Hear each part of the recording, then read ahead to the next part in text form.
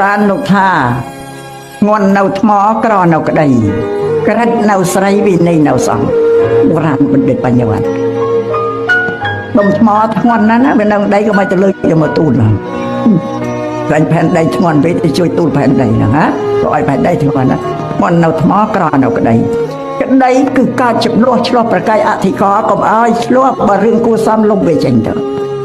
ពាក្យថាក្តីហ្នឹងមិនចេះចប់ទេឡើងដល់តុលាការរិចឲ្យទាំងលើទាំងក្រោមដូចត្បាល់កេនញ៉ាលើក៏រិចអាក្រោមក៏រិចបងទាំងអស់អានេះឈ្នះក៏បងត្រឹមអានេះចាញ់ក៏បងត្រឹម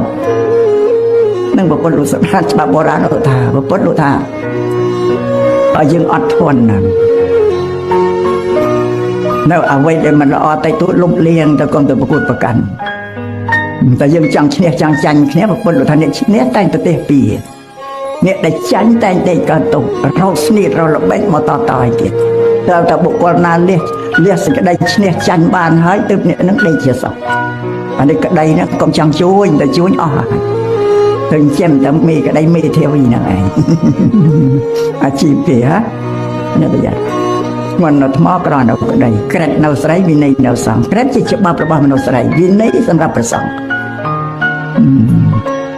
មួយសោតព្រះសង្ឃលោកឲ្យផ្គត់ផ្គង់តាមព្រះវិន័យជាស្រីសោតផ្គត់និយាតប្រពៃជាមនុស្សសពថ្ងៃឲ្យជីឲ្យវាបាបបងនេះប្រពន្ធឃើញទេ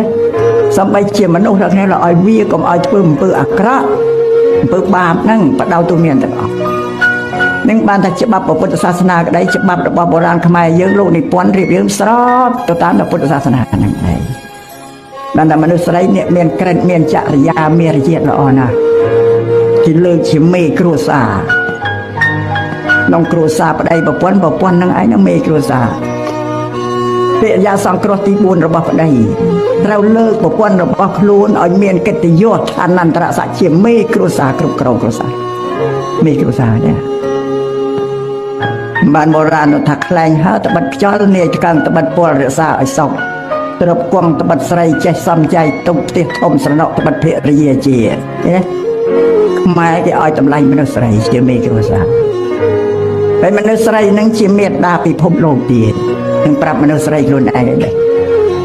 អ្នកណាក៏កើតពីមនុស្សស្រីអ្នកណាក៏នៅក្នុងពោះមនុស្សស្រីដែរសំបីព្រះសម្មាសម្ពុទ្ធជាបរមគ្រូក៏ត្រូវមានកំណើតពីមនុស្សស្រីដែរបានលោកលើកថាជាមេត្តាពិភពលោកត្រូវធ្វើខ្លួនរក្សាខ្លួនឲ្យខ្ពង់ខ្ពស់ឲ្យល្អប្រពៃ